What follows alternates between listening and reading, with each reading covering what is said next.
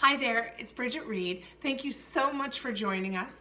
And I am hoping you're finding some of these videos supportive. I am getting great feedback from you with this and also the memos that I'm posting and the information that Lynette Thorstensen is posting as well. So again, it's a work in progress. We are learning as we go, but I want to make sure it's meaningful. So if you are finding that you have some further questions that you would like to take a look at and delve a little bit more deeply into impact your new teachers, please let me know. This has been a question, what we're going to be talking about, that I have gotten several times in the last few weeks, and that is regarding modeling for new teachers. And I just want to go through some of the different strategies you can use to target a strategy and how to build on that for your new teacher.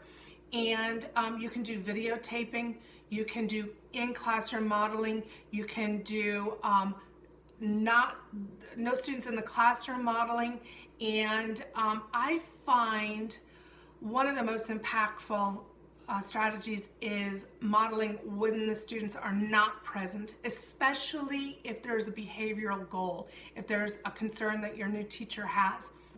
It's much easier for your teacher to feel comfortable if you are, if there's no students present, where you can press the pause button to clarify, to ask questions yourself and the new teacher if the students aren't present. That teacher especially is trying to maintain that classroom control.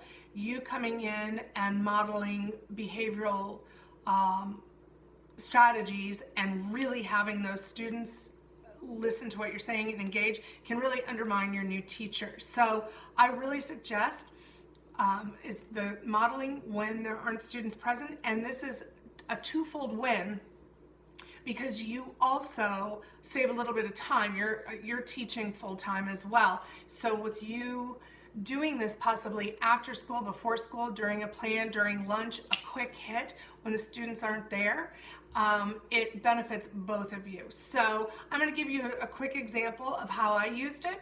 And this was an 11th grade English teacher who was also asking questions about how do I do the I do, we do, you do. So I did, and one of the things I do want to also talk about is when you're working with your new teacher, your mentee, just target 2, possibly 3 things. I know I've said this in the past, because you just don't want to overwhelm them.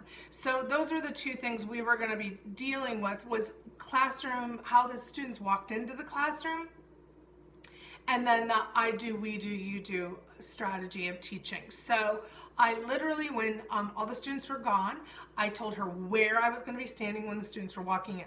I stood at the door, pretended they walked in. I had the paper up on the dot cam of their bell work. I showed how I talked from the door to greeting the students, hey, how's it going? How's the game last night? To watching what was going on in the classroom, and also aware of what was going on in the hallway. You know, and how to encourage, get out your papers, put the backpacks down, smiles, you know, pencils out, we're getting ready to do this, but let's get the bell work on, get going. Also recognizing with positive behaviors, looks like John's got it together, he's already going here, good, because we only have 3 minutes, people, you know, that sense of urgency. That teacher then did it after me, practiced exactly where to stand, how to do the reinforcements, the same tone of voice. You're not trying to teach them your style of teaching. You're modeling how to do it and then helping them find their way into that model as well. So it's really, it's a positive way of modeling, helps you with time as well. And it gives your new teacher some breathing room, especially if you've already established that trust and that relationship. And that way you can talk to your mentee about some questions they may have. Remember, you don't want to be prescriptive with what you're doing with mentoring, that you are really using some terms like, I wonder, how would it be if we did it this way?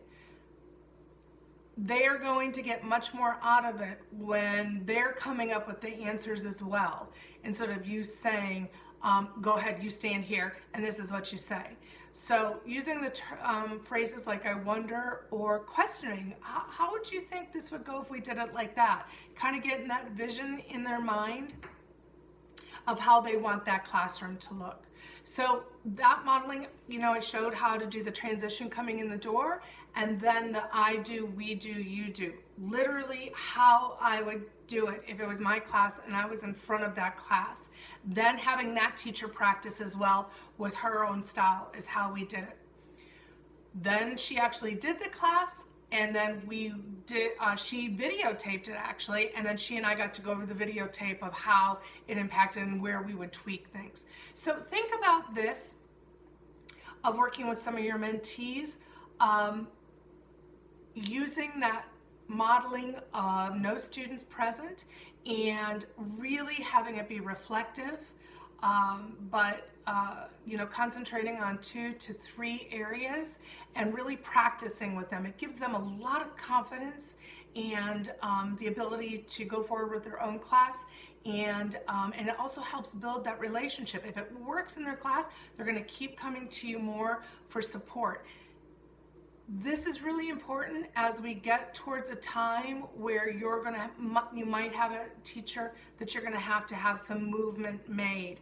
You cannot get movement with your new teachers and pushing them possibly outside of their comfort zone. Well, basically the full year is not a comfort zone anyway, but unless you've already established some relationships. So you working in this area with them, building on that, is going to establish that base of when you may have to have a difficult conversation coming up.